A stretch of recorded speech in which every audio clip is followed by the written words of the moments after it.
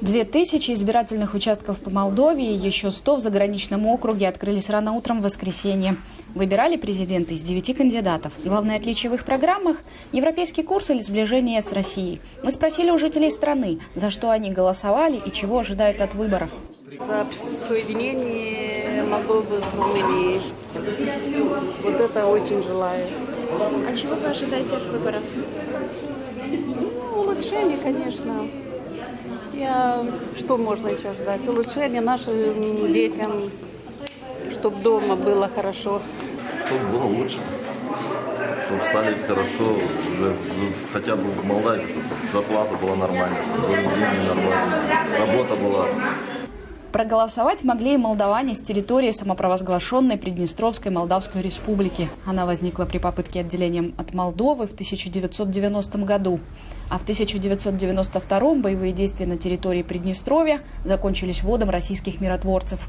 ПМР имеет статус непризнанной республики до сих пор, но в сентябре 2006 года там проходил референдум за присоединение к России. При этом жители самопровозглашенной ПМР имеют паспорта граждан Молдовы и могут голосовать на молдавских выборах, но только на подконтрольных Республике Молдова территориях. Знаете, никаких препятствий не было, мы пешком пришли с Бандеры поголосовать. Они не открыли такие участки на территории Приднестровья и не будут открывать. Им очень выгодно, чтобы пришли многие с того берега, чтобы голосовали, и знаете, за кого они голосуют. Это избирательный участок в селе Варница для граждан с территории самопровозглашенного Приднестровья. В Варнице таких участков 2, но очереди все равно были большие. От лидера Республики Молдова зависит и жизнь Приднестровья, говорит Иян Йовчев.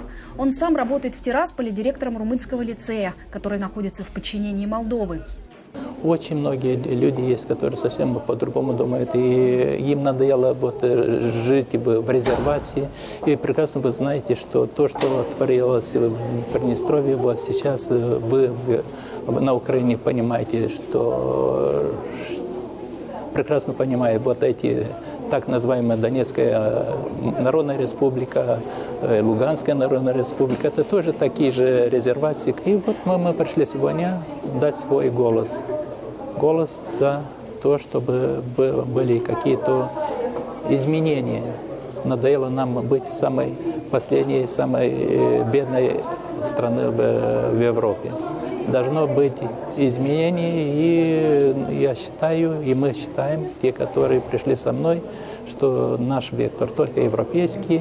Несмотря на ажиотаж на границе с Приднестровьем, в целом явка по Молдове была самой низкой с 2009 года. По спискам ожидалось 3 миллиона избирателей, а в день голосования же пришло в половину меньше. Как и предполагалось, лидерами президентской гонки стали Игорь Додон и Майя Санду. При подсчете голосов по Молдове рейтинг Додона порой достигал более 50%. В полночь он даже заявил, что побеждает. Но решающую роль сыграли итоги голосования за границей, которые опубликовали позже всего.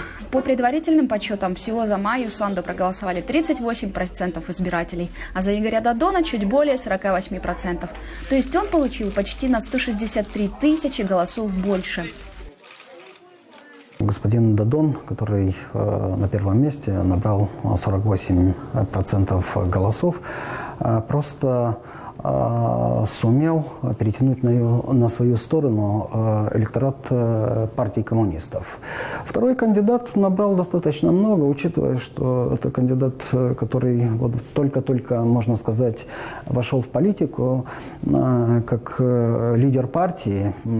Очень хороший результат. Голосование продолжится во втором туре выбора, который состоится 13 ноября. После него станет известно, какой курс возьмет Молдова. Зиновия Стефанюк специально для «Настоящего времени» из Кишинева.